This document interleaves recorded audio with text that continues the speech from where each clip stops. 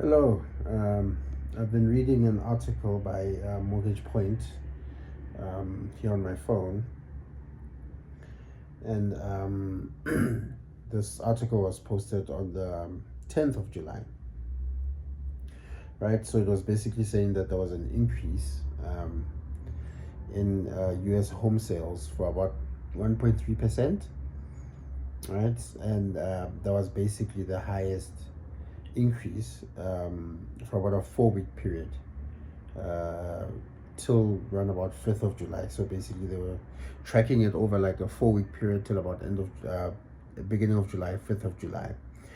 Now, this was obviously from, okay, it's not obviously, but this was reported by Redfin, which was obviously what they had been seeing. But now, um, the data had been like seasonally adjusted. Obviously, was like only for a specific season. Now, one of the biggest reasons why they saw an increase was because at the beginning of July there was a decrease in the rate, right? The mortgage rate. The decrease. By the way, I'm checking a little bit of the article as well while I'm talking. Basically, the weekly average rate fell to 6.43%.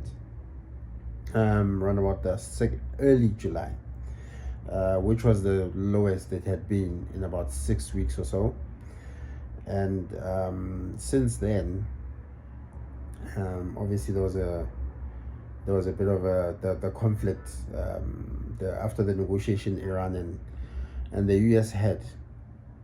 Then the conflict started again, where now that slight decrease in the mortgage rate, the 30-year mortgage rate went back up to about 6.68% on the around about 18th of July or so. So now,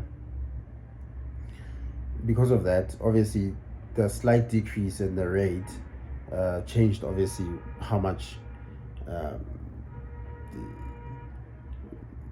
somebody would pay obviously on their mortgage rate and with the interest combined. So obviously, just that little bit of an improvement. Some people took the advantage of it and went on to like purchase a home and whatnot. Um, so now the problem is because of the war, one of the big reasons mortgage rates are going back up, and obviously that's gonna hugely affect uh, the housing market. Obviously, now one of the things that were highlighted in the article, they were just talking about the top five metros. They're basically comparing all the metros, the big metros.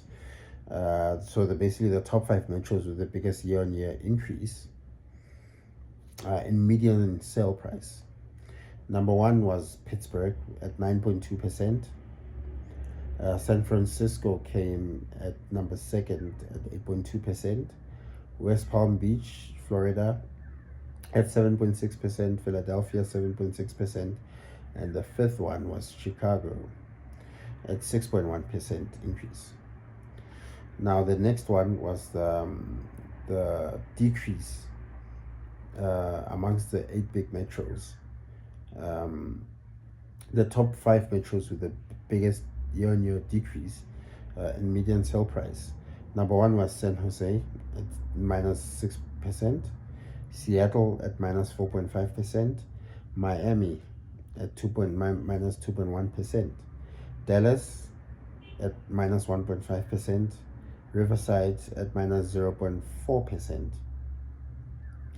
Now, the top five metros with the biggest year-on-year increase in pending sales: Austin, Texas, 17%, West Palm Beach at 16.6%, Boston at 13.4%, Providence at 12.8%, and Sacramento at 12.7%.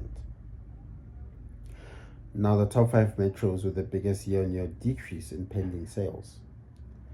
Number one was Houston at -12.2%, Seattle at -10%, Seattle again Virginia Beach at minus 1.3%, Denver at minus 0.8%, and then finally San Jose again at minus 0.8%. Now the top 5 metros with the biggest year-on-year increase in new listings. Number 1 was Anaheim at 17.4%. Number 2 was St. Louis at 16%.